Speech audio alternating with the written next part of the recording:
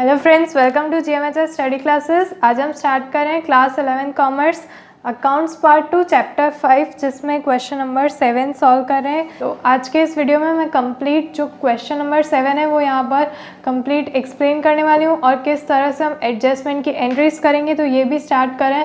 Already मैंने इसी chapter में बहुत सारे वीडियोस अपलोड कर दिए। आप प्लीज़ अकाउंट्स की प्लेलिस्ट चेक कीजिए, जिसमें पार्ट 1 के फर्स्ट चैप्टर से पार्ट 2 के 5th चैप्टर तक सारे चैप्टर्स अपलोड कर दिए हैं, एक सीक्वेंस में प्लेलिस्ट में अरेंज भी कर दिए हैं। आप प्लीज़ चेक कीजिए, लिंक मैं आपको डिस्क्रिप्शन में दे रही हूँ। तो स्टार्ट करते हैं। इस तरफ मैंने पूरा जो क्वेश्चन है आपकी टेक्स्ट बुक में दिया गया है वो सेम क्वेश्चन यहाँ पर लिख लिया है ताकि इजी रहे हमारे लिए यहाँ पर। और अब आपको क्या प्रिपेयर करके रखना है वो भी आप यहाँ पर देख लीजिए एक बार।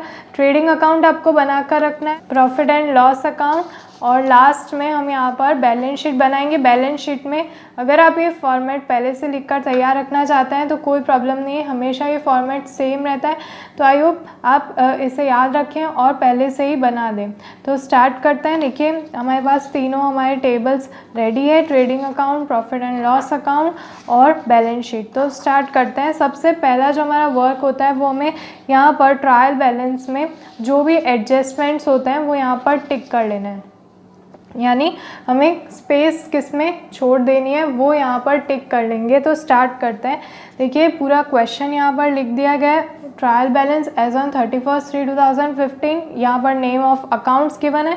स्टार्ट करते हैं। देखिए सबसे पहले जो दिया गया है वो है क्लोजिंग स्टॉक। अब क्लोजिंग स्टॉक की यहाँ पर जो एंट्रीज होगी वो डायरेक्ट ट्रेडिंग अकाउंट और बैलेंस शीट में की जाएगी, और ये जो एडजस्टमेंट है वो हम लास्ट में सॉल्व करेंगे। उससे पहले बाकी सारे एडजस्टमेंट टिक कर लेते हैं, और हर एक एडजस्टमेंट की 2 इफ़ेक्ट दिखाई जाएगी, यानी यहाँ पर जो भी वैल्यूज़ आपको दी गई है वो 2 बार रिकॉर्ड की जाएगी, और यहाँ पर जो वैल्यूज़ है वो फाइनल अकाउंट्स में एक ही बार रिकॉर्ड की जाती है। तो ये अपने माइंड में आपको सेट कर लेना है। अब स्टार्ट करते हैं फ्रॉम द सेकेंड एडजस्टमेंट। तो यहाँ पर अनरिकॉर्डेड क्रेडिट परचेज ₹60,000। अब जब क्रेडिट पे परचेज़ करते हैं हम कोई गुड्स, तो यहाँ पर हमारी फर्स्ट तो परचेज़ इंक्रीज़ होगी। तो यहाँ पर जो आप अकाउंट देख सकते हैं परचेज़, इस पे एक ट्रांजैक्शन जो है उसकी एडजस्टमेंट आएगी। तो यहाँ पर हम एडजस्टमेंट का नंबर लिख देते हैं इस तरफ सेकेंड। तो ये हमने लिख दिया है सेकेंड, यानी जब भी हम परचेज़ को नोट डाउन करेंगे उसके बाद लाइन लीव करेंगे सेकेंड ट्रांजैक्शन के लिए, सेकेंड जो एडजस्टमेंट है उसके लिए। और अब इसकी दूसरी इफ़ेक्ट आपको ये याद रखना है कि हमेशा इसकी 2 इफ़ेक्ट होगी, तो 2 बार आपको ये एडजस्टमेंट यहाँ पर ट्रायल बैलेंस में टिक करना है। तो फर्स्ट इफ़ेक्ट तो परचेज़ पे होगी, बिकॉज हमने क्रेडिट पे परचेज़ किया तो हमारा परचेज़ इंक्रीज़ होगा। और सेकेंडली क्रेडिट पे परचेज़ यानी कैश पे पेमेंट दिया नहीं है, तो अभी पेमेंट करना बाकी है। तो जब पेमेंट करना बाकी होता है तो हमारे क्रेडिटर्स भी इंक्रीज़ होते हैं, क्योंकि ये क्रेडिट पे परचेज़ किया तो क्रेडिटर्स इंक्रीज़ हो रहे हैं। तो यहाँ पर जो हमें क्रेडिटर्स का पॉइंट दिख रहा है वहाँ पे भी हम लिख देंगे 2। दैट इज़ इस पे भी जो सेकेंड एडजस्टमेंट है उसकी इफ़ेक्ट दिखानी है। तो ये हमारा हो गया यहाँ पर। अब सेकेंड, उसके बाद थर्ड देखते हैं। अनरिकॉर्डेड क्रेडिट परचेज रिटर्न, यानी जो क्रेडिट पे परचेज़ किया था वो रिटर्न कर दिया। तो आप इस तरफ देख सकते हैं आपको परचेज़ रिटर्न का अलग से अकाउंट दिया गया। अगर ये नहीं दिया होता तो हम परचेज़ पे दिखाते हैं इसके इफ़ेक्ट, बट परचेज़ रिटर्न का दिया गया, यानी आपने जो परचेज़ किया था वो वापस रिटर्न भी कर दिया है। तो अब इसकी फर्स्ट इफ़ेक्ट यहाँ पर होगी परचेज़ रिटर्न जो है, तो परचेज़ रिटर्न पे ही इसकी इफ़ेक्ट दिखाएंगे। तो यहाँ पर एक इफ़ेक्ट होगी थर्ड एडजस्टमेंट की, इसलिए 3 नंबर दिखाना है। अब तो ये जैसे कि यहाँ पर हमें बताया गया है ये क्रेडिट परचेज़ रिटर्न है, जो क्रेडिट पे गुड्स परचेज़ किए थे अब उसमें से वापस रिटर्न कर रहे हैं। तो जैसा कि हमने यहाँ पर परचेज़ रिटर्न पर दिखाया और क्रेडिटर्स में हमने परचेज़ जो किया था क्रेडिट पे उसकी इफ़ेक्ट दिखाई। अब ये वापस क्रेडिट परचेज़ रिटर्न है, यानी और अब वापस रिटर्न करें यानी क्रेडिटर्स वापस माइनस हो जाएंगे यहाँ से। तो अगेन यहाँ पर भी एक इफ़ेक्ट दिखानी है एडजस्टमेंट की, तो हमने थर्ड एडजस्टमेंट यहाँ पर टिक कर लिया। अब जल्दी से टिक कर लेते हैं। अनरिकॉर्डेड क्रेडिट सेल्स, यानी क्रेडिट सेल्स जो थी वो अनरिकॉर्डेड रह गई है, तो इसकी भी इफ़ेक्ट हम सेल्स पे दिखाएंगे। राइट। क्रेडिट सेल्स के लिए अलग से अकाउंट नहीं है तो डायरेक्ट सेल्स पे इसके इफेक्ट दिखाएंगे 4th।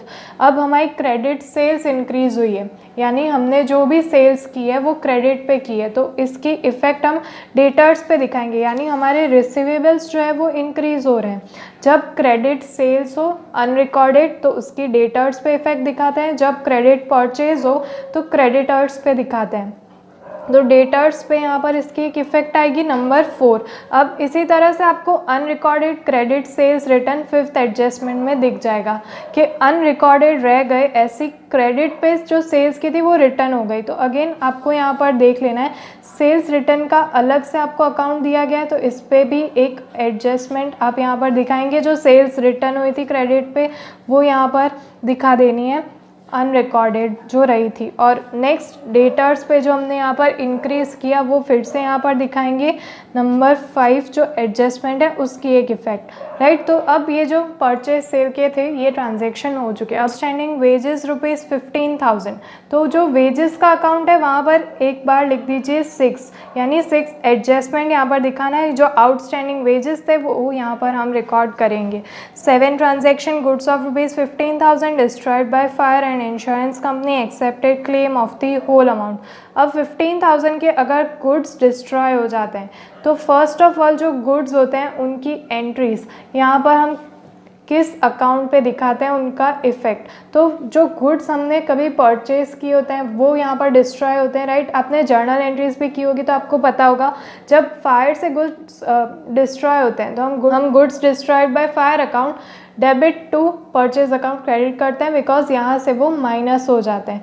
जो हमने कभी परचेज किए होते हैं वो यहाँ से अब रिड्यूस हो गए हैं गुड्स। तो इसकी एक इफ़ेक्ट यहाँ पर 7th नंबर का जो एडजस्टमेंट है उसकी एक इफ़ेक्ट परचेज पे दिखाएंगे कि जो गुड्स परचेज किए थे वो फायर की वजह से रिड्यूस हो चुके हैं, इसलिए यहाँ से माइनस करेंगे। अब एडजस्टमेंट की 2 एंट्रीज होती है, राइट, 2 इफेक्ट्स होती है एडजस्टमेंट की। तो यहाँ पर परचेज पे एक इफेक्ट दिखा दी। अब सेकेंड इफेक्ट कहाँ पर दिखानी है, तो सेकेंड इफेक्ट आप यहाँ पर चेक कीजिए, यहाँ पर दिया गया है कि इंश्योरेंस कंपनी ने पूरी अमाउंट का क्लेम एक्सेप्ट कर लिया है। तो इंश्योरेंस कंपनी से जो अमाउंट मिलेगी वो होगी इस एडजस्टमेंट की सेकेंड इफेक्ट, जो हम डायरेक्टली बैलेंस शीट में दिखाएंगे, किसी भी अकाउंट के ऊपर इसकी इफ़ेक्ट नहीं होगी। तो ये हम डायरेक्टली उसी वक्त करेंगे सेकेंड इफ़ेक्ट। अब देख लेते हैं 8th number, goods of ₹7,500 withdrawn for personal use. 7,500 rupees के गुड्स पर्सनल यूज़ के लिए विड्रॉ कर लिए हैं, यानी ये ड्राइंग्स होती है। अब ये गुड्स विड्रॉ किए तो इसकी अगेन एक इफ़ेक्ट परचेज पे आएगी, बिकॉज गुड्स यहाँ से विड्रॉन कर लिए गए जो कभी ना कभी परचेज किए होंगे। तो यहाँ पर 8th एडजस्टमेंट भी लिख देते हैं, और ड्राइंग्स भी हमारी इंक्रीज़ हो रही है तो ड्राइंग्स पे भी 8 लिख देते हैं कि ड्राइंग्स में हमें और ऐड करनी है जो यहाँ पर ड्राइंग्स अनरिकॉर्डेड रह गई थी। अब labour charges for installation of machinery 7,500 wrongly debited to labour charges. ये अगेन वेजेस का है। जो वेजेस इंस्टॉलेशन ऑफ मशीनरी के लिए पे किए गए हैं 7,500 वो लेबर चार्जेस में इंक्लूड कर दिए हैं, बट वो मशीन अकाउंट में इंक्लूड होते हैं। तो अगेन इस 9th एडजस्टमेंट की 2 इफ़ेक्ट्स होगी। फर्स्ट होगी वेजेस पे, वेजेस को ही लेबर चार्जेस बोला जाता है, तो यहाँ पर ट्विस्ट कर दिया गया है थोड़ा सा, और वेजेस जो है वही लेबर चार्जेस होते हैं। तो यहाँ पर एक और इफेक्ट आएगी 9th एडजस्टमेंट की, और सेकेंड इफेक्ट हमें दिखानी है इसकी मशीनरी पे, बिकॉज मशीन अकाउंट जो है उसी के ऊपर हम ये दिखाएंगे।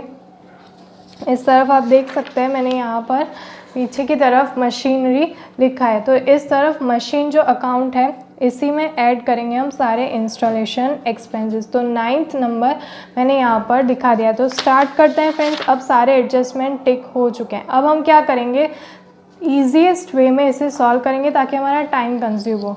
हम यहाँ पर सबसे पहले ट्रायल बैलेंस के जो भी अकाउंट्स हैं वो फटाफट लिख लेते हैं और एडजस्टमेंट के लिए स्पेस लीव करते जाएंगे। और आपको ये भी ध्यान रखना है कि कितनी स्पेस लीव होनी चाहिए किस ट्रांजैक्शन के लिए, किस एडजस्टमेंट की इफ़ेक्ट के लिए। तो हम स्पेस लीव करते जाएंगे और लास्ट में सारे एडजस्टमेंट की एंट्रीज एक बार में ही उनकी इफ़ेक्ट दिखा देंगे। तो स्टार्ट करते हैं। देखिए फर्स्ट हमें यहाँ पर दिया गया है कैपिटल एंड ड्राइंग्स। ये हमेशा कहाँ पर दिखाना है आपको, बैलेंस शीट में। तो हम डायरेक्टली चलते हैं बैलेंस शीट। ये है हमारी बैलेंस शीट और इस तरफ आप देख सकते हैं फर्स्ट अगर आपने फॉर्मेट याद रखा हो और यहाँ पर लिख दिया हो तो हम इस तरफ लिख सकते हैं कैपिटल और ड्राइंग्स आपको क्वेश्चन में दिए गए। अब आप चेक कीजिए, यहाँ पर ये दोनों अमाउंट्स है, इसमें से बहुत सारे स्टूडेंट्स कंफ्यूज हो जाते हैं कि कौन सा अमाउंट कैपिटल का है और कौन सा ड्राइंग्स का। तो आपको ये याद रखना है, ईजीएस्ट वे में जो कैपिटल है उसका अमाउंट यहाँ पर होगा क्रेडिट साइड वाला 6 लाख रुपीज़ जो दिखाए गए, और ड्राइंग्स का होगा डेबिट साइड वाला 18,000 रुपीज़। तो हम इसी तरह से यहाँ पर लिखेंगे कैपिटल फॉर क्रेडिट साइड। तो कैपिटल की जो अमाउंट है क्रेडिट साइड में दिखाई गई वो यहाँ पर हम लिख देते हैं एक बार, दैट इज़ इस तरफ हम इनर कॉलम में दिखाएंगे बिकॉज इसमें ये एडिशन और सब्ट्रैक्शन भी अभी दिखाने हैं। कैपिटल की अमाउंट 6 लाख रुपीज़, राइट। और यहाँ पर ड्राइंग्स दिखाई गई है, तो ड्राइंग्स हम इस तरफ एक बार दिखा देते हैं बिकॉज ये सारे एडजस्टमेंट्स इस तरफ फिर माइनस कर दिए जाएंगे। तो ड्राइंग्स यहाँ पर है 18,000। नेक्स्ट रीड करते हैं परचेज एंड सेल्स। तो परचेज और सेल की इफ़ेक्ट हम दिखाते हैं ट्रेडिंग अकाउंट में। तो ये रहा हमारा ट्रेडिंग अकाउंट। अब इसमें परचेज आएगा डेबिट साइड, सेल आएगा क्रेडिट साइड में। तो इस तरह से हम लिखेंगे। तो आप फर्स्ट स्टार्टिंग में ओपनिंग स्टॉक अगर हो या ना भी हो तो आपको लाइन लीव कर देनी है और उसी के बाद नेक्स्ट जो है वहाँ से स्टार्ट करना है। तो इस तरफ हम लिखेंगे टू परचेज। परचेज़ की जो अमाउंट है वो इनर कॉलम यानी इनर साइड यहाँ पर दिखाएंगे, डायरेक्टली आउटर कॉलम में नहीं दिखाएंगे बिकॉज इस पे एडजस्टमेंट्स है। अब परचेज़ की कौन सी अमाउंट है और सेल्स की कौन सी अमाउंट है ये भी आप देख लीजिए। परचेज़ अकाउंट डेबिट होता है तो डेबिट साइड में जो 9 लाख रुपीज़ है वो परचेज़ के, सेल्स क्रेडिट, तो यहाँ पर क्रेडिट साइड में जो 15 लाख है वो यहाँ पर दिखाएंगे। तो पहले 9 लाख रुपीज़ परचेज़ के दिखा देते हैं। तो ये हो गए 9 लाख परचेज के, और इसी लाइन में सेम यहाँ पर आप लिख दीजिए टू सेल्स। अब सेल्स पे भी कुछ एडजस्टमेंट है तो यहाँ पर 15 लाख की जो अमाउंट है वो इनर कॉलम में दिखा देनी है। नेक्स्ट देखते हैं परचेज रिटर्न। अब हम फटाफट पहले सारे लिख लेते हैं और उसके बाद जो एडजस्टमेंट है वो लास्ट में सभी को फटाफट हम यहाँ पर नोट डाउन कर देंगे। तो देखते हैं परचेज रिटर्न। अब जब परचेज किया होता है तो उसी में से हम परचेज रिटर्न जो है वो माइनस कर देते हैं। तो इस तरफ हम यही करेंगे, यहाँ से माइनस कर देंगे परचेज रिटर्न। तो यहाँ पर दिखाएंगे -2 परचेज रिटर्न। अब परचेज रिटर्न कितना किया हमने 30,000 रुपीज़, तो इस तरफ हम दिखाएंगे 30,000, राइट। अब नेक्स्ट देखते हैं। अब इस पर कुछ एडजस्टमेंट है तो थोड़ी स्पेस लीव करेंगे। सेल्स रिटर्न, तो इस तरफ हम दिखाएंगे माइनस, सेल्स भी जो किया था उसमें से रिटर्न हो गया 2 सेल्स रिटर्न। सेल्स रिटर्न की जो अमाउंट यहाँ पर दिखाई गई है 60,000, यही हम यहाँ पर पुट आउट कर देंगे 60,000। अब देखते हैं नेक्स्ट स्टॉक। तो जो स्टॉक होता है उसकी वैल्यू हमें यहाँ पर दी गई है स्टॉक की 90,000 और एक डेट दी गई है। तो ये इंटरनल एडजस्टमेंट होता है। इंटरनल एडजस्टमेंट यानी हमें यहाँ पर खुद सोचना है कि ये कौन सा स्टॉक है, ओपनिंग स्टॉक है या क्लोजिंग स्टॉक है। तो आपको डेट दी गई है, देखिए 1/4/2014 और यहाँ पर एंडिंग क्या है 31 मार्च 2015, यानी ये ओपनिंग स्टॉक हुआ स्टार्टिंग में 1 अप्रैल को।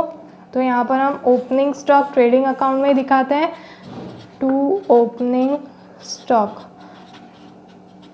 ओपनिंग स्टॉक की जो अमाउंट है 90,000 वो आउटर कॉलम में दिखाएंगे। तो ये हमारा हो चुका। अब कैरेज इनवर्ड, कैरेज इनवर्ड यहाँ से हम दिखाएंगे बिकॉज यहाँ पर अभी परचेज जो क्रेडिट परचेज हुआ था वो यहाँ पर दिखाएंगे, इसलिए कैरेज इनवर्ड। इस पे कोई भी एडजस्टमेंट यहाँ पर आप देख सकते हैं नहीं है, तो ये डायरेक्ट आउटर कॉलम में दिखाएंगे 15,000।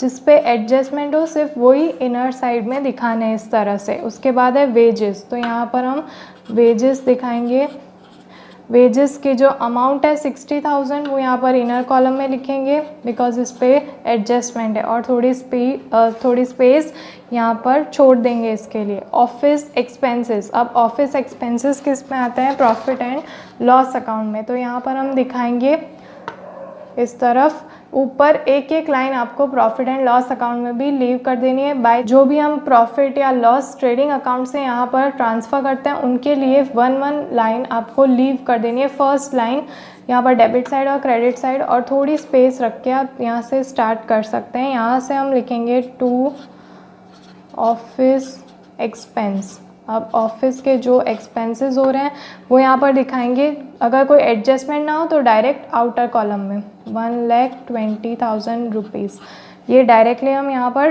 प्रॉफिट एंड लॉस अकाउंट में दिखाएंगे। नेक्स्ट देखते हैं डिबेंचर इंटरेस्ट रिसीव। अब डिबेंचर का जो इंटरेस्ट है वो रिसीव हुआ है, इनकम्स हुई है, तो अगेन ये डायरेक्टली हम यहाँ पर क्रेडिट साइड में दिखाएंगे profit and loss account, because इस तरफ इनकम्स दिखाई जाती है, इस तरफ एक्सपेंसेस दिखाए जाते हैं। जैसे ही इनकम्स हो हमें इस तरफ उसकी एंट्री कर देनी है। तो इस तरफ हम लिखेंगे to debenture interest receive. Direct outer column में दिखाएंगे 15,000 रुपीज़, तो ये 15,000 हमने यहाँ पर दिखा दिए। नेक्स्ट देखते हैं डिस्काउंट रिसीव्ड। अगेन इनकम हुई है तो यहाँ पर दिखाएंगे टू डिस्काउंट रिसीव्ड। अब डिस्काउंट रिसीव हुआ है 6,000 रुपीज़।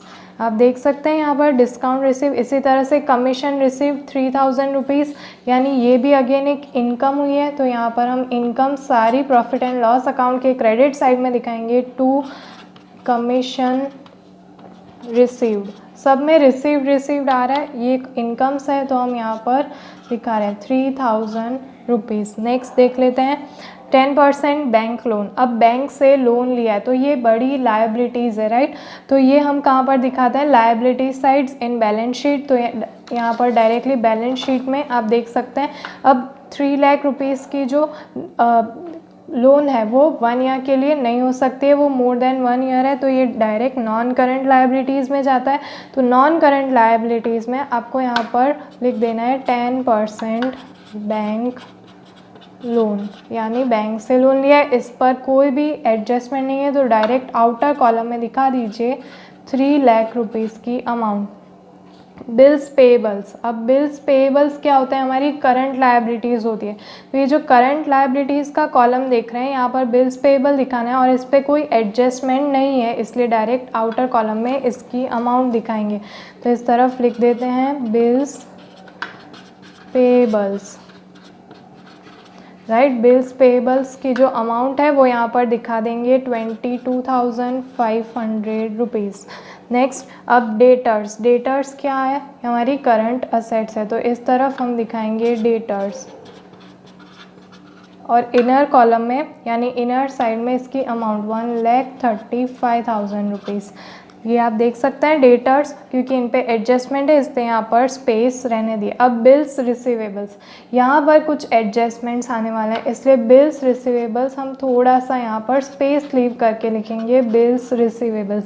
आप पूरा पेज जो है अपनी नोटबुक का वो यूज़ कीजिए, अलग अलग इंडिविजुअल पेज पे तीनों टेबल्स यहाँ पर आपको बनाने हैं, ताकि इजीली आप अच्छे से पूरा सम सॉल्व कर सकें, आपको स्पेस की प्रॉब्लम ना आए। तो यहाँ पर बिल्स रिसीवेबल्स, अगेन इस पर कोई एडजस्टमेंट नहीं है, तो डायरेक्टली इसकी अमाउंट आउटर कॉलम में 45,000 की अमाउंट है वो यहाँ पर दिखा देनी है, राइट। अब देखते हैं नेक्स्ट क्रेडिटर्स। क्रेडिटर्स हमारे करंट लायबिलिटीज़ है, तो यहाँ पर दिखाएंगे क्रेडिटर्स। अब क्रेडिटर्स में एडजस्टमेंट्स है, तो इसकी जो अमाउंट है 1,02,000 वो यहाँ पर इनर कॉलम में 1,02,000। Next outstanding rent. अब ये हमें यहाँ पर दिया गया है आउटस्टैंडिंग रेंट।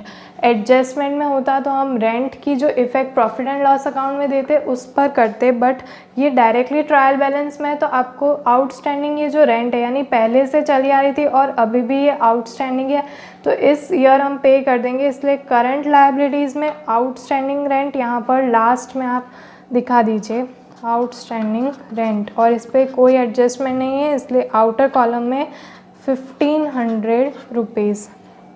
नेक्स्ट देखते हैं एडवर्टाइजमेंट एक्सपेंसेस। अब एडवर्टाइजमेंट एक्सपेंस लिखा गया है तो प्रॉफिट एंड लॉस अकाउंट में, ये हमारा प्रॉफिट एंड लॉस अकाउंट का जो टेबल है इसमें आपको दिखाना है एक्सपेंस है तो इस तरफ ऑफिस एक्सपेंस के बाद 2 एडवर्टाइजमेंट एक्सपेंसेस, उसके बाद 75,000 प्रॉफिट एंड लॉस अकाउंट में। स्टेशनरी एंड प्रिंटिंग एक्सपेंसेस, जो स्टेशनरी और प्रिंटिंग के एक्सपेंसेस वो भी यहीं पे रिकॉर्ड किए जाएंगे, इन पे कोई एडजस्टमेंट नहीं टिक किया है इसलिए डायरेक्ट आउटर कॉलम में दिखाना है 2 स्टेशनरी। आप पूरा कंप्लीट लिखिएगा, मैं यहाँ पर ऐसे ही शॉर्ट फॉर्म यूज़ कर रही हूँ। 9,000 रुपीज़, राइट। अब मैं यहाँ पर पेज टर्न कर दूँगी बिकॉज मैंने यहाँ पर पीछे लिखे हैं कुछ और अकाउंट्स।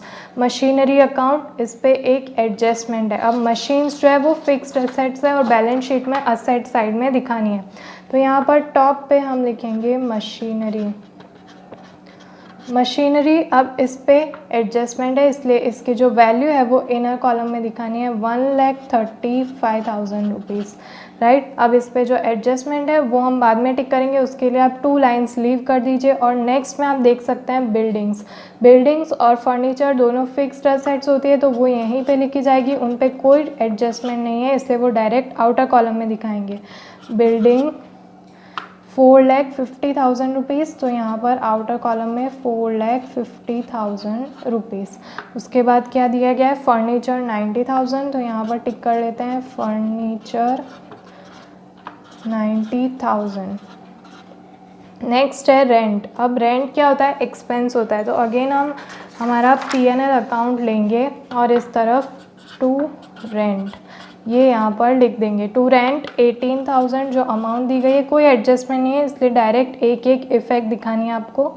अब है इन्वेस्टमेंट इन 10% डिबेंचर्स, कोई इन्वेस्टमेंट किया है तो ये ना ही हमारी इनकम है ना ही एक्सपेंस है, ये हमारी नॉन करंट असेट्स होती है। तो आप देख सकते हैं जैसा कि हमने नॉन करंट लायबिलिटीज़ देखी थी 10% बैंक लोन था जो नॉन करंट लायबिलिटीज़, इसी तरह से ये भी एक इन्वेस्टमेंट है जो नॉन करंट इन्वेस्टमेंट है। तो इसी की लाइन में इस तरफ हम लिख देंगे इन्वेस्टमेंट इन 10% डिबेंचर्स, कोई एडजस्टमेंट नहीं, डायरेक्ट आउटर कॉलम में इसकी जो अमाउंट है 1,50,000 वो यहाँ पर दिखा देंगे। नेक्स्ट है बैंक लोन इंटरेस्ट। अब बैंक का जो लोन आता है उसका इंटरेस्ट पे करना होता है, तो ये जो हम इंटरेस्ट पे करते हैं ये हमारे लिए एक्सपेंस होता है, तो हम इसकी इफ़ेक्ट दिखाएंगे प्रॉफिट एंड लॉस अकाउंट में।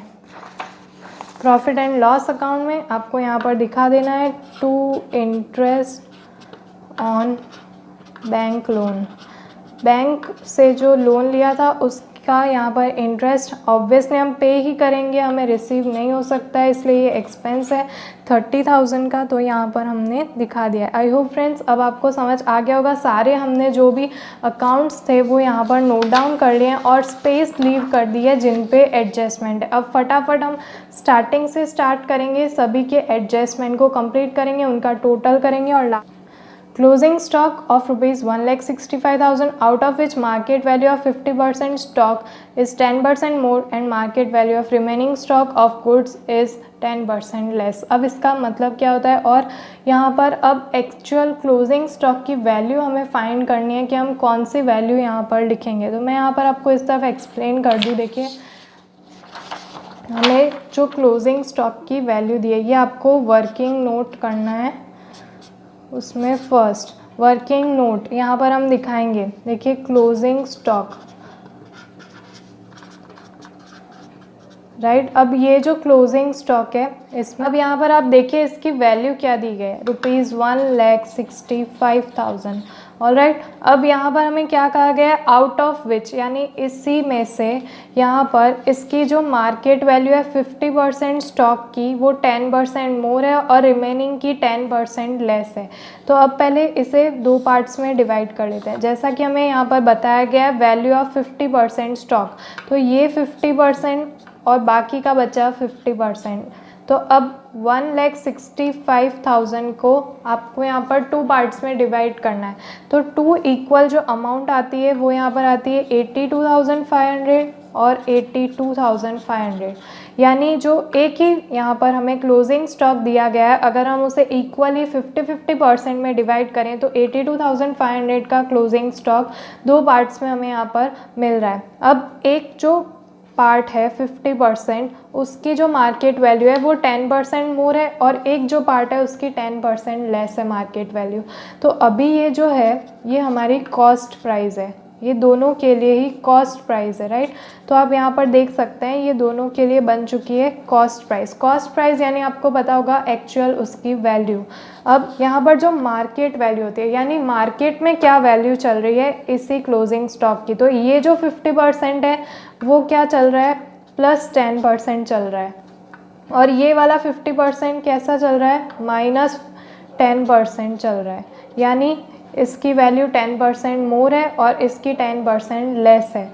तो यही हमें यहाँ पर बताया गया है, आप चेक कर लीजिए, यही कहा गया है। तो अब हम क्या करेंगे, इस अमाउंट में से 10% ऐड कर देंगे और इस अमाउंट में 10% लेस कर according to their market values. तो ये जो इसकी 10% मार्केट वैल्यू ऐड करनी है हमें, तो यहाँ पर इसी अमाउंट में हम ऐड करेंगे। अब 82,500 की 10% अमाउंट हमारे पास आती है 8,250 और इसकी भी 10% अगर कैलकुलेट करें तो 8,250 आती है। हमें ये जो अमाउंट्स हैं उनका 10% कैलकुलेट करना है, इसका नहीं करना है, बिकॉज 50%। अब इसकी मार्केट वैल्यू यानी मार्केट में इस 50% स्टॉक की वैल्यू ज़्यादा है, बट इस स्टॉक की लेस है। 50% ये जो स्टॉक है उसकी लेस वैल्यू है। तो हम क्या करेंगे, इस अमाउंट में ये अमाउंट ऐड करनी है। इसी तरह से यहाँ पर भी ये यहाँ से माइनस करना है, बिकॉज इसकी वैल्यू लेस है। तो सब्ट्रैक्शंस करके देखते हैं और इस तरफ एडिशन करके देखते हैं। अगर ऐड करें 82,500 में 8250 तो हमारा आंसर आता है 90,750, और इस तरफ अगर हम इसमें से माइनस कर दें 82,500 में से 8250 माइनस करें तो 74,250 हमारा आंसर आता है। तो अब यहाँ पर ये हमें एक्चुअल मार्केट वैल्यू मिली है, राइट। ये दोनों मार्केट वैल्यूज़ है, एक ये और एक ये, जो क्लोजिंग स्टॉक हमने इक्वल पार्ट में डिवाइड किए थे, अब उनकी मार्केट वैल्यूज़ मिली है, यानी मार्केट में अब वो किस प्राइस पे सोल्ड कर सकते हैं हम। बट अब आपको एक्चुअल क्लोजिंग स्टॉक जो है पूरा वो कौन सा कंसीडर करना है। तो अब आपको दो वैल्यूज़ मिली है, एक इस 50% के लिए कॉस्ट प्राइस और मार्केट वैल्यू, कॉस्ट प्राइस और मार्केट वैल्यू, इनमें से जो लेस हो वो आपको कंसीडर करनी है। अब आपको यहाँ पर चेक करना है ये वैल्यू और ये वैल्यू में से कौन सी कम है, कौन सी लेस है। Whichever is less you have to consider that. तो यहाँ पर हम चेक करेंगे कौन सी कम है, तो 82,500 वाली वैल्यू कम है, और इस तरफ अगर चेक करें तो यहाँ पर जो कम वैल्यू है वो है 74,250। तो ये आपको कंपेयर करना है, इन दोनों में से कौन से सिलेक्ट करेंगे आप, जो कम होगी वो, और इन दोनों में से भी जो लेस होगी वो आपको सिलेक्ट करनी है। तो हमने दो वैल्यू सिलेक्ट कर ली जो लेस थी, कॉस्ट प्राइस लेस हो तो वो सिलेक्ट कीजिए, मार्केट वैल्यू लेस हो तो वो सिलेक्ट कीजिए। अब यहाँ से एक ग्रुप सिलेक्ट कर लिया, यहाँ से भी एक ग्रुप हमने सिलेक्ट कर लिया। अब इन दोनों को ऐड कीजिए, एडिशन आप करेंगे किसका, 82,500 प्लस जो नेक्स्ट अमाउंट मिली हमें 74,250। अब इन्हें ऐड कीजिए दोनों को, इन दोनों को ऐड करने के बाद हमें जो अमाउंट मिल रही है वो हम यहाँ पर दिखाएंगे, दैट इज़ 1,56,750। तो ये जो वैल्यू आई है हमारे पास, ये एक्चुअल क्लोजिंग स्टॉक की वैल्यू है। इसके बदले में अब क्लोजिंग स्टॉक की वैल्यू ये बन चुकी है कितनी, 1,56,750। तो अब हम जहाँ पर भी क्लोजिंग स्टॉक रिकॉर्ड करेंगे वो इसी वैल्यू से करेंगे। तो देखिए, तो ट्रेडिंग अकाउंट में हमेशा क्रेडिट साइड में यहाँ पर थोड़ा सा नीचे हम दिखाएंगे टू क्लोजिंग स्टॉक, और क्लोजिंग स्टॉक की आप समझ गए होंगे कौन सी वैल्यू हमें कंसीडर करनी है, 1,56,750 ये हमें कंसीडर करनी है। अब एडजस्टमेंट में है इसलिए इसकी दो इफ़ेक्ट्स होगी, एक ट्रेडिंग अकाउंट में कर दी और दूसरी हमेशा बैलेंस शीट में होती है। एडजस्टमेंट की हमेशा एक एंट्री आपको बैलेंस शीट में दिखानी होगी। अब ये क्लोजिंग स्टॉक हमारी असेट्स होती है, तो असेट साइड में लास्टली आपको यहाँ पर दिखा देना है क्लोजिंग स्टॉक। तो इस तरफ हम दिखाएंगे 1,56,750। ऑल राइट, तो नेक्स्ट एडजस्टमेंट रीड करती हूँ। अनरिकॉर्डेड क्रेडिट परचेज 60,000, क्रेडिट पे परचेज किया था 60,000, राइट। इसकी दो इफेक्ट हम कहाँ पर दिखाएंगे, तो क्रेडिट परचेज अगर आपको इस तरह से याद ना हो तो आप वापस से चेक कीजिए जब हमने एडजस्टमेंट टिक किए थे। अब आपको चेक करना है सेकेंड वाला एडजस्टमेंट हमने कहाँ पर टिक किया था। एक परचेज पे किया था, ये 2 दिख रहा है, तो हम परचेज पे इसकी एक एंट्री दिखाएंगे, राइट। इस तरफ आप देख सकते हैं ये हमारा परचेज है, इसमें से हमने एक परचेज रिटर्न माइनस किया था और अब यहाँ पर अनरिकॉर्डेड क्रेडिट परचेज जो है वो ऐड करना होगा। तो थोड़ा सा यहाँ पर नीचे हम लिखेंगे plus unrecorded purchase. Unrecorded purchase की यहाँ पर वैल्यू जो हमें दी गई है वो है 60,000, तो यहाँ पर लिख देंगे 60,000।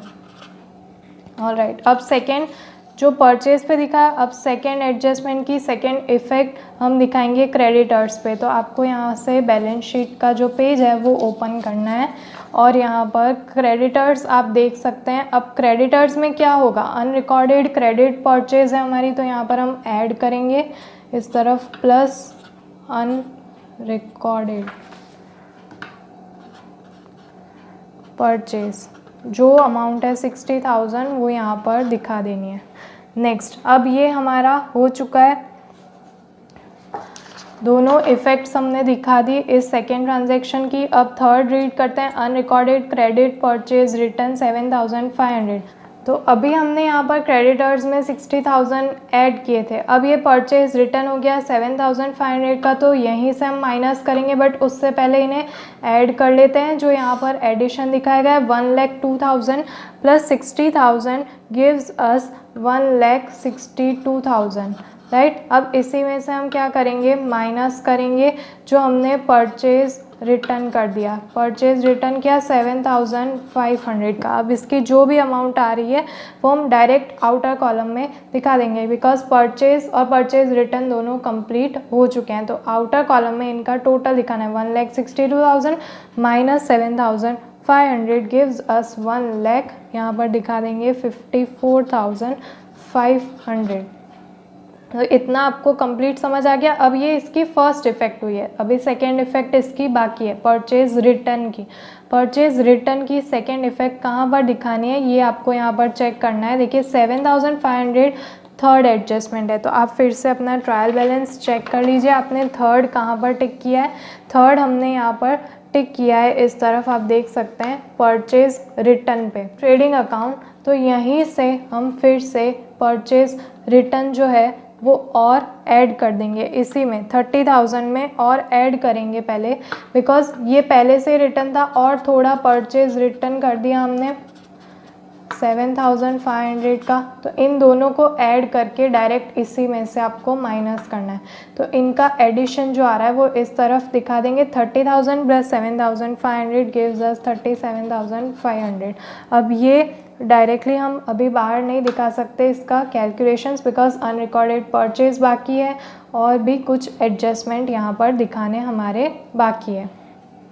अब इसकी थर्ड एडजस्टमेंट की 2 इफेक्ट हो चुकी। अब चेक करते हैं fourth adjustment, unrecorded credit sales ₹75,000। अब क्रेडिट पे जो सेल्स किया था वो यहाँ पर अनरिकॉर्डेड रह गया है, यानी ये आप देख सकते हैं सेल्स। अब चेक कीजिए, अनरिकॉर्डेड क्रेडिट से 75,000, तो यहाँ से जो अनरिकॉर्डेड रह गया है वो इसमें ऐड करेंगे, बट बिफोर दैट ये जो सब्ट्रैक्शंस है वो कंप्लीट कर लेते हैं। तो वो हमें मिलेगा 14,40,000, राइट। अब बाकी के हम इसमें से जो भी एडिशन और सब्ट्रैक्शंस है वो करते रहेंगे, पहले यहाँ तक का टोटल हमने कर दिया। अब इसमें करेंगे जो नेक्स्ट एडजस्टमेंट है 4th नंबर का, क्रेडिट सेल्स। अब यहाँ पर क्रेडिट सेल्स और हुई थी, तो ये सेल्स है उसमें ऐड कर देंगे अनरिकॉर्डेड क्रेडिट सेल्स। अब अनरिकॉर्डेड जो क्रेडिट सेल्स है वो यहाँ पर कितनी है वो यहाँ पर दिखाएंगे हम 75,000 रुपीज़। तो इस तरफ हम लिखेंगे 75,000 रुपीज़, इसका एडिशन यहाँ पर दिखाना है, बट नेक्स्ट जो एडजस्टमेंट आएगा तब इसका टोटल करेंगे। बट इसकी जो सेकेंड इफेक्ट है वो पहले दे देते हैं। अनरिकॉर्डेड क्रेडिट सेल्स की, वो किस में होगी, हमारे डेटर्स इंक्रीज़ हो रहे हैं। नहीं आपको याद है तो आप यहाँ पर चेक कर लीजिए, आपने इस फोर्थ की एडजस्टमेंट की एंट्री यहाँ पर दिखाई है डेटर्स में, फोर्थ एडजस्टमेंट टिक किया है तो यहाँ पर डेटर्स पे टिक करेंगे हम। अब डेटर्स जो है वो हमारे बैलेंस शीट में दिखाए गए हैं, इस तरफ आप देख सकते हैं डेटर्स, यहाँ पर हम करेंगे प्लस अनरिकॉर्डेड क्रेडिट सेल्स जो हुई है हमारी 75,000, ये दिखा दिया। अब इसका टोटल यहीं पे कर लेते हैं, प्लस करेंगे 2,10,000 रुपीज़, हमारा इसका आंसर आ रहा है, राइट। अब ये हमारा हो चुका है कंप्लीट। अब देखते हैं next, fifth, unrecorded credit sales return 22,500, यानी जो अनरिकॉर्डेड क्रेडिट सेल्स थी अब उसमें से रिटर्न हो गया, तो अगेन यहीं से डेटर्स में से माइनस करना है। आप चेक कर लीजिए, आपने फिफ्थ भी यहीं पे डेटर्स में टिक किया होगा ट्रायल बैलेंस में, इस तरफ आप देख सकते हैं फिफ्थ हमने यहाँ पर टिक किया था, कितनी अमाउंट यहाँ से माइनस कर देनी है वापस, जो सेल्स रिटर्न हुआ उसके लिए सेल्स रिटर्न माइनस करेंगे 22,500 रुपीज़। अब यहाँ पर सब्ट्रैक्शंस कर लेने हैं और आंसर जो आया है वो डायरेक्टली हम आउटर कॉलम में दिखाएंगे 1,87,500 रुपीज़।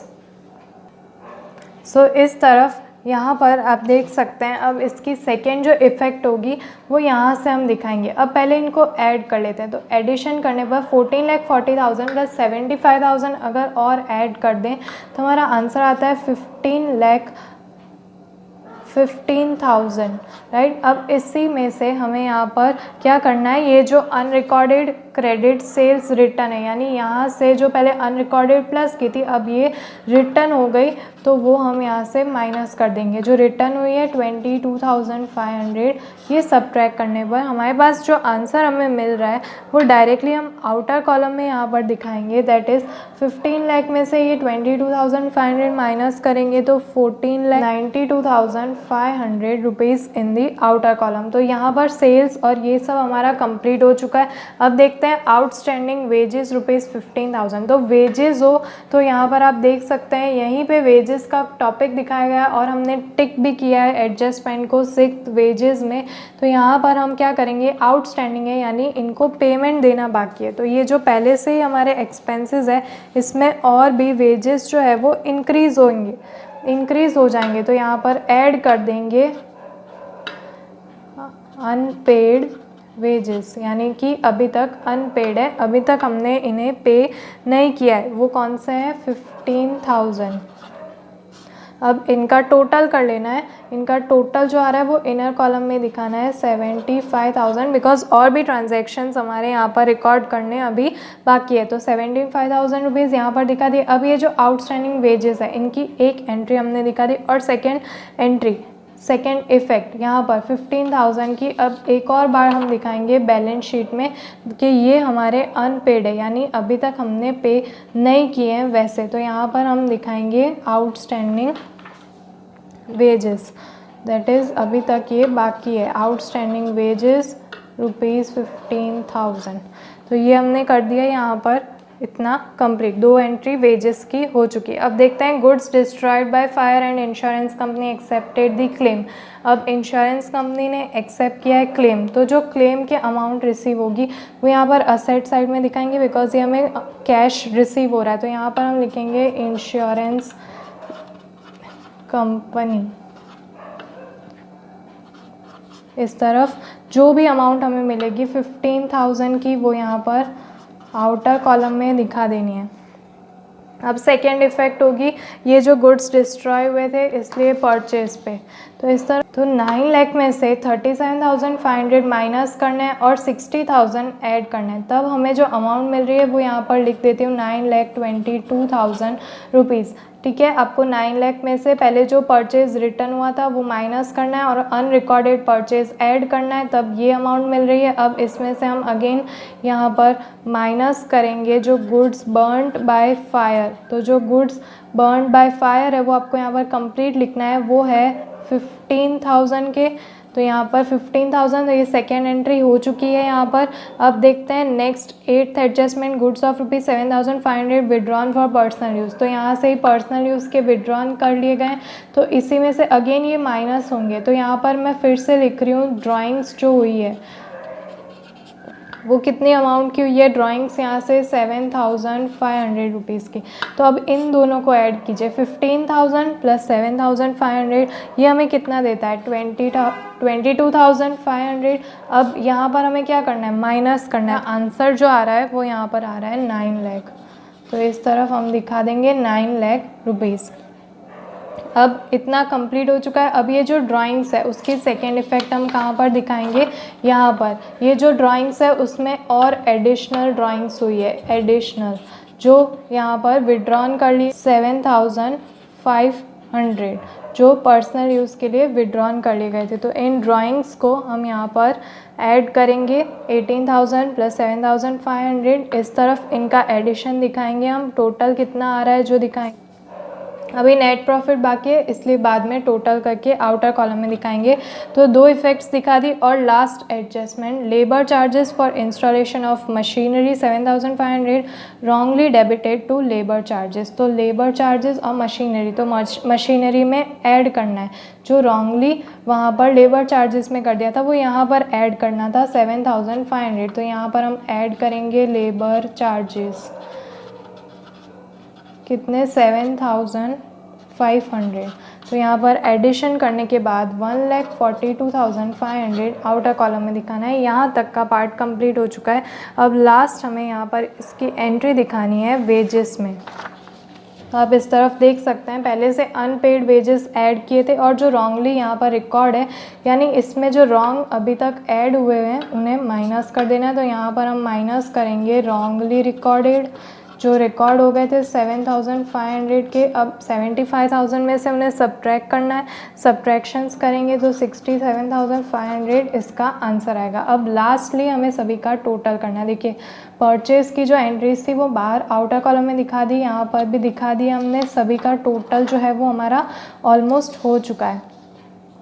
अब हमें लास्ट में क्या करना है, सभी अकाउंट्स का टोटल करना है। तो इस तरफ सबसे पहले हम यहाँ पर क्रेडिट साइड का टोटल करके देखते हैं, बिकॉज मोस्टली चांसेस यही होते हैं कि इस तरफ ज़्यादा आते हैं अमाउंट। तो यहाँ पर 14,92,500 प्लस 1,56,750 इन दोनों को ऐड करते हैं। तो हमारा जो आंसर आ रहा है वो यहाँ पर लास्ट में लिख देना है 16,49,250। सेम अमाउंट हम इस तरफ भी दिखाएंगे 16,49,250, राइट। अब इस अमाउंट में से ये सारी अमाउंट्स माइनस करनी है। माइनस करने पर आपका जो डिफरेंस आएगा वो हमारा डिफरेंस यहाँ पर आ रहा है 5,76,750। ये हमारा क्या बन चुका है, ग्रॉस प्रॉफिट। और ये ग्रॉस प्रॉफिट जो यहाँ पर डेबिट साइड में है ये कहाँ पर चला जाएगा, प्रॉफिट एंड लॉस अकाउंट में, क्रेडिट साइड में टॉप में टू ग्रॉस प्रॉफिट। इस तरफ हम दिखाएंगे सेम अमाउंट 5,76,750। अब इस तरफ ऐड कर लेनी है सारी अमाउंट्स। ये जो चार अमाउंट है इनका टोटल आ रहा है, यहाँ पर लिखूँगी 6,0750। सेम अमाउंट यहाँ पर भी कॉपी कर देते हैं 6,0750, राइट। अब इस अमाउंट में से हमें यहाँ पर ये सारा सब्ट्रैक्ट करना है। तो माइनस करने के बाद हमारा जो आंसर आ रहा है वो यहाँ पर आ रहा है 1,68,750। अब यहाँ पर एक्सेस रिमेनिंग अमाउंट बन जाती है हमारी टू नेट प्रॉफिट, और ये कहाँ जाती है, बैलेंस शीट में। तो इस तरफ आप देख सकते हैं, चेक कर सकते हैं, ये रही हमारी बैलेंस शीट। यहाँ पर नेट प्रॉफिट हमने लिखा था, इसमें यहाँ पर हम ऐड करेंगे 1,68,750, उसमें से माइनस करेंगे ये ड्राइंग्स की अमाउंट 7,43,250। अब आप सारी एंट्रीज एक बार चेक कर लीजिए। फर्स्ट असेट साइड का टोटल करेंगे, इन सभी अमाउंट को ऐड करेंगे। हमारा जो यहाँ पर आंसर आ रहा है वो आंसर हम इस तरफ दिखा देंगे। तो हमारा असेट साइड का टोटल आ रहा है 1,2,3,6,750 और सेम अमाउंट हमारा लायबिलिटीज साइड आ रहा है 1236750। आई होप फ्रेंड्स वीडियो आपके लिए हेल्पफुल रहा होगा, तो प्लीज़ इसे लाइक कर दीजिए, शेयर कर दीजिए और अपने फ्रेंड्स के साथ ज़्यादा से ज़्यादा शेयर कीजिए ताकि और भी फ्रेंड्स की हेल्प हो सके। अगर आपने अभी तक हमारे चैनल को सब्सक्राइब नहीं किया तो प्लीज़ चैनल को सब्सक्राइब कर दीजिए और वीडियो को लाइक कर दीजिए और कमेंट करके बताइए कि नेक्स्ट वीडियो आप कौन सा चाहते हैं। मिलते हैं हमारे नेक्स्ट वीडियो में, तब तक के लिए गुड बाय।